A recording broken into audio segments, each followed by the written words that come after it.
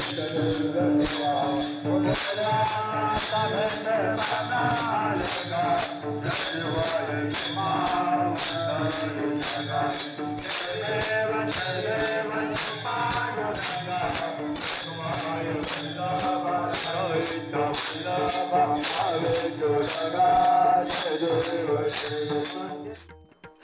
नामदेव हे संत परंपरेतले आद्य संत होते। संत नामदेवाचा जन्म नरसीलाच झालेला आहे।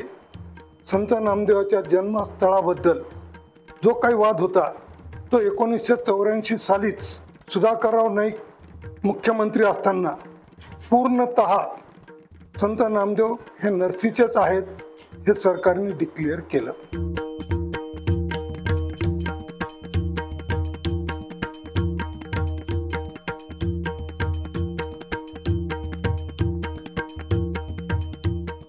नामदेव महाराजांच्या घराची परंपरा होती, जोपर्यंत देवाला नैवेद्य दाखवला जात नाही तोपर्यंत ते घरामध्ये अन्न देखील ग्रहण करत नसत।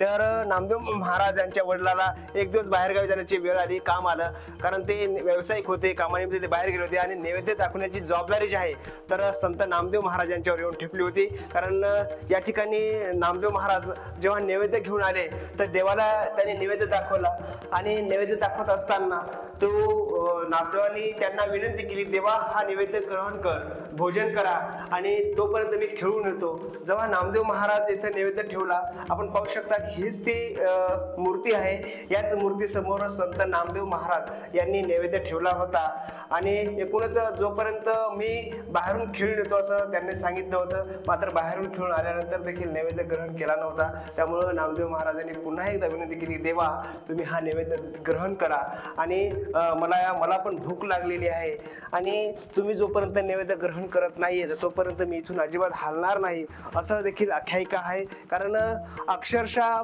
परत एकदा नामदेव महाराज बाहेर खेळण्यासाठी गेले तरी देखील जो काही नैवेद्य देवासमोर ठेवला होता तो नैवेद्य आहे देवानं ग्रहण केला नव्हता।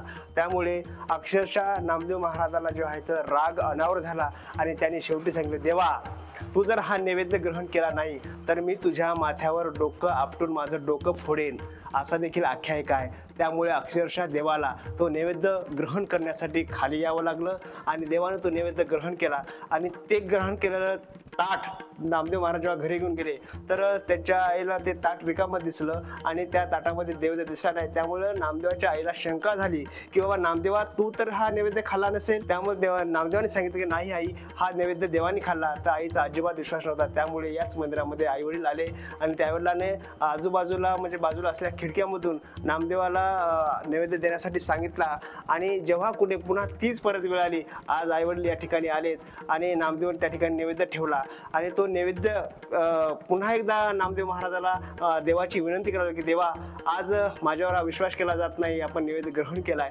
त्यामुळे आपण पुन्हा एकदा हा नैवेद्य ग्रहण करावा अशी विनंती केली आणि त्या विनंतीला मान देऊन देव पुन्हा एकदा नैवेद्य ग्रहण केला।